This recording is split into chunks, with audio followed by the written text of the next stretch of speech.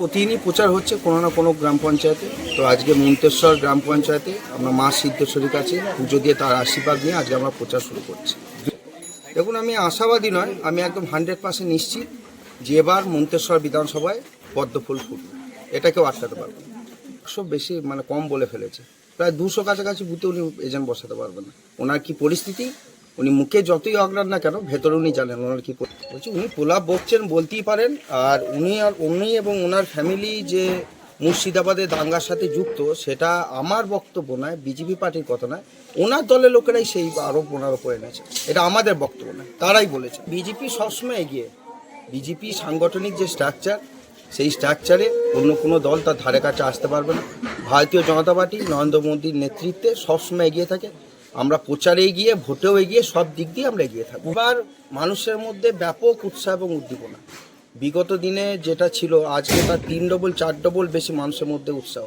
কারণ মানুষ আজকে তৃণমূল দলকে এবং তৃণমূলের যিনি ক্যান্ডিডেট হয়েছেন তাকে উগরে, তাকে বিসর্জন দেওয়ার জন্য একদম প্রস্তুত হয়ে আছে। বিগত মন্তেশ্বরে কেন গোটা রাজ্য জুড়ে তৃণমূল কংগ্রেস পরিকাঠামোগত উন্নয়ন কিছুই করেনি, শুধু ভাতা দিয়ে মানুষকে ভুল বুঝিয়ে রেখে দিয়েছে।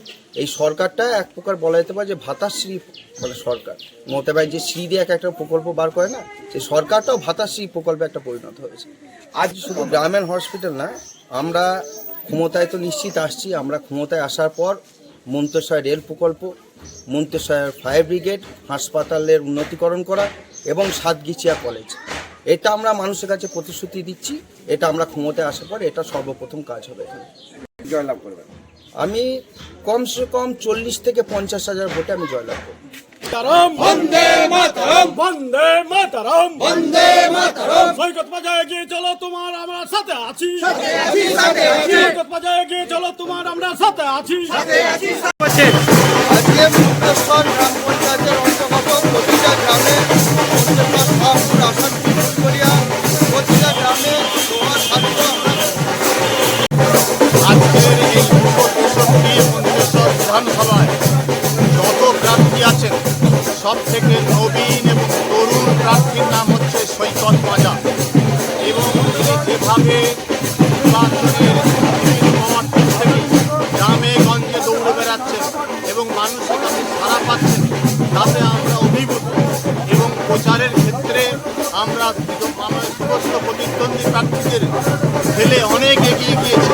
ইতিমধ্যেই 5টি পঞ্চায়েত এলাকায় আমাদের প্রচারের ক্ষেত্রে সৈকত মাজা ব্যক্তিগত স্তরে গ্রামে গ্রামে ঘোরার যে কাজ শেষ করে ফেলেছেন এবং বাকি সময় আরও প্রত্যন্ত গ্রামে পরিবারে পরিবারে যাওয়ার জন্য তিনি সংকল্প নিয়েছেন।